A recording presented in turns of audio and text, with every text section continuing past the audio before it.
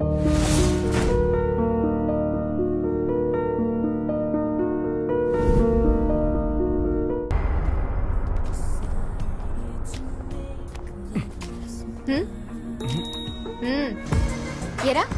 ఇన్ని రోజుల నుంచి లవ్ లో ఉన్నాం. గర్ల్ ఫ్రెండ్ అలిగింది, నన్ను బుచ్చగిద్దామన్న ఆలోచన కూడా లేదా నీకు? పడేదాకే మేము వెంటే, పడ్డాక మీరే మా వెంట. అమ్మా నానా ఏంట్రా? ఎవరన్నా ఉంటే పరిచయం చేయమన్నారుగా, తనే ఇందు. మొన్నే కదరా అన్నాను, అప్పుడే 1 year నుంచి నడుస్తుందన్నా. నేను కూడా వయసులో ఉన్నప్పుడు ఇలాగే ఒక అమ్మాయిని తీసుకొచ్చి మా నాన్నకి పరిచయం చేద్దాం అనుకున్నాను. చేయలేక నిన్ను చేసుకున్నాను. నేను చేయలేకపోయాను, వీడు చేశాడు. మా నాన్న అంతేలే. ఈయనకు అంత సీన్ లేదమ్మా. వాడు ఏం చేసినా నేను ఇలా చేస్తుండొచ్చు కదా అని అప్పుడప్పుడు ఫీల్ అవుతుంటారు అంతే. మా అమ్మ ఇంతే. నువ్వు లోపలికి రామ్మా.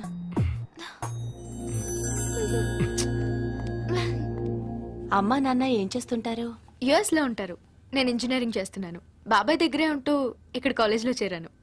చదువయ్యాక ఏం చేద్దామని? కృష్ణని పెళ్లి చేసుకోవడమే. Bye uncle.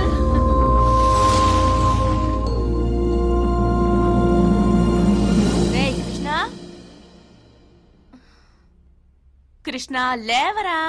అబ్బా క్రిష్ అమ్మా, లేరా గుడికి వెళ్దాం. నేను గుడికి ఎందుకమ్మా? గుడికెందుకంటావేంట్రా? ఇప్పుడు గుడికి ఎందుకు వెళ్తాం? ఏదైనా ప్రాబ్లం ఉంటే వెళ్తాం. నాకేమైనా ప్రాబ్లం ఉందా? మంచి అమ్మా నాన్న, నేనంటే పడి చచ్చిపోయే ఎందు, నా కోసం ఏదైనా చేసే నా ఫ్రెండ్స్, తరతరాలు తిని కూర్చున్న తరగని ఆస్తి, ఇవన్నీ పెట్టుకుని కూడా గుడికి వెళ్ళామనుకో, ఆ దేవుడు ఫీల్ అవుతాడు. ఓకే. నా ఫోన్.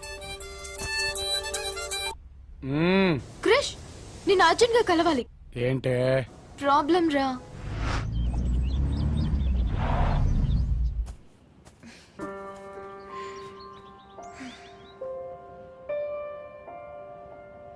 ప్రాబ్లం పెద్దదా?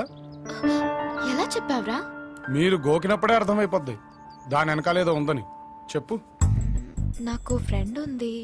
లేపుకెళ్ళి పెళ్లి చేయాలా? చెప్పేది విను. అది చాలా బ్రిలియంట్ రా. తన కెరీర్ గురించి దానికి ఏవేవో ఆలోచనలు ఉన్నాయి. ఇక్కడ చదువు అయిపోయింది, యుఎస్ వెళ్ళి హైయర్ స్టడీస్ చేయాలనుకుంటుంది. డబ్బులు కావాలా? చెప్పేది విను. ఇప్పుడు వాళ్ళ నాన్న ఊళ్ళో ఉన్న తన బావకిచ్చి పెళ్లి చేయాలనుకుంటున్నాడు. వాడు పెద్ద ఎదవ. వాడితో పెళ్లి జరిగితే దాని జీవితం నాశనం అవుతుంది.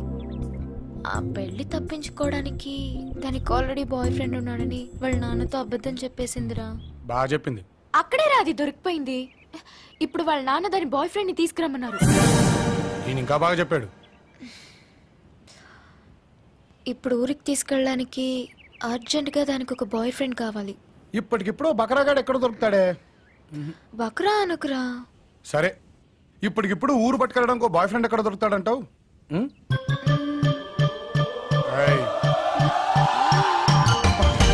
ఏంటా బకరాగాడు? నేనా? నీకెవరు పిచ్చెక్కిందా? నువ్వు గోకినప్పుడే అర్థం చేసుకోవాల్సిందే. భూమి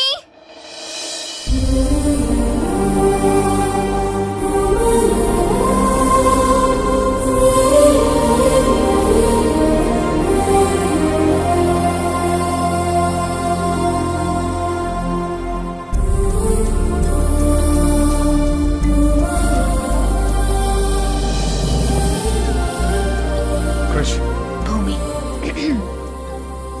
చేయొదులుతావా? అవును, బాయ్ ఫ్రెండ్ ఉన్నాడని తెలియగానే ఓ 10 మందిని పంపించి కుమ్మించే వాళ్ళని చూశాను గాని, పండగ కళ్ళుని పిలిచినట్టు మీ నాన్నింటికి రమ్మన్నాడంటే అక్కడ పిలిచి కుమ్మెత్తాడంటావా? అది తెలిస్తే నిన్నే ఎందుకు, ఏ గొట్టంగానో పంపించేవాళ్ళం కదా. నువ్వైతే అలా వెళ్తావు, సెటిల్ చేస్తావు, ఇలా వచ్చేస్తావు. అలా అనిపిస్తుందా నీకు? బాగుంది. అయినా నువ్వు ఇటు నుంచి ఇటు అమెరికా జంప్ అయిపోవచ్చుగా. వాళ్ళ నాన్నని బాధ పెట్టడం తనకి ఇష్టం లేదు. అదొకటి ఉందా? వాళ్ళ నాన్న బాధపడకూడదని తను బాధపడకూడదని నువ్వు బాధపడకూడదని నేను. సరే, ఇప్పుడేంటి? నేను తనతో వెళ్తే నువ్వు హ్యాపీయా? ఫ్రెండ్కి బాయ్ ఫ్రెండ్ కావాలని తన బాయ్ ఫ్రెండ్ పంపించేదాన్ని నిన్నే చూస్తున్నానే. బాగుంది. సర్లే, ఇప్పుడు ఇంట్లో ఏం చెప్తావు?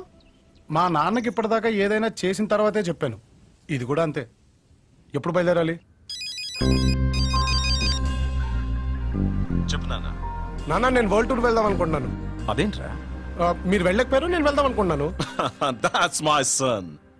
ఎప్పుడు వెళ్దాం అనుకుంటున్నావు? రేపే నాన్న. బయలుదేరినాడే సిన్నోడు,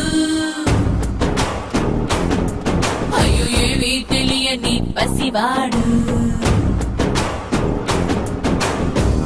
అర్థమైపోతుంది రాబోయే రోజులు ఎలా ఉండబోతున్నాయా అని. అవును, నీకు ఎంతమంది అన్నా చెల్లెలు?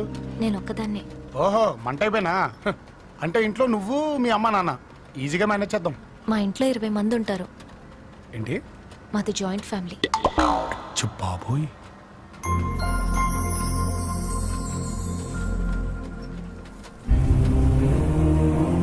మా నాన్న భానుప్రసాద్. నేను పుట్టిన 2 ఏళ్లకే అమ్మ చనిపోయింది. అప్పటి నుంచి నాన్న మొరటోడ్లా మారిపోయారని అందరూ అంటూ ఉంటారు. నాన్నంటే ఇంట్లో వాళ్ళందరికీ కాదు, ఊరందరికీ భయం. ఆయన చెప్పిందే వేదం.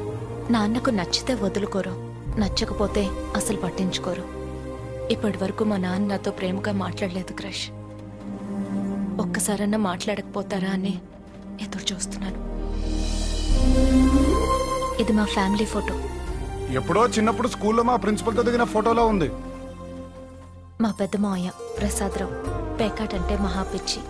మా పెద్దత్తయ్య మహాలక్ష్మి, వాళ్ళ కొడుకు చిట్టి. చిన్న మావయ్య గిరి 15 సంవత్సరాల క్రితం సంక్రాంతికి వచ్చాడు. ఎప్పుడు నెక్స్ట్ పండుగ చూసుకుని వెళ్తానంటాడు. మా చిన్నత్తయ్య శ్రావణి. ఇల్లరికం వచ్చిన మా మామయ్యలంటే ఇంట్లో ప్రతి ఒక్కరికి లోకువే. మా పెద్ద బాబాయ్, మా పెద్ద పిన్ని, మా చిన్న బాబాయ్, మా చిన్న పిన్ని, వాళ్ళ పిల్లలు. ఇదే నా పెట్ కిట్టు. ఫ్లోలో అన్నా భలే అన్నానే బకరా అని. అసలు ఈ ప్లాన్ అంతా ఇందుదే కదా? కాదు, మా తాతయ్యది. దానికి ఏవేవో కళ్ళున్నాయిరా. పెద్ద చదువులు చదివి ఏదేదో చెయ్యాలని, అట్లాంటి దాన్ని పెళ్లి చేసి ఈ ఊళ్ళో తీసుకొచ్చి పడేస్తానంట ఏమిటి?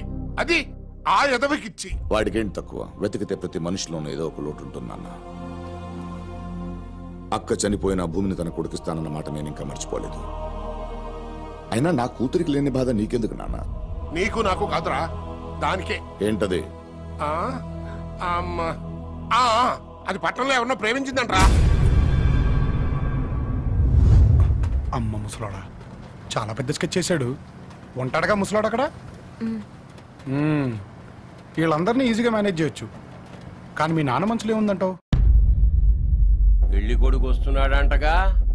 పెళ్ళెప్పుడో? అక్కనిచ్చిన బావకు కూడా చెప్పలేదు.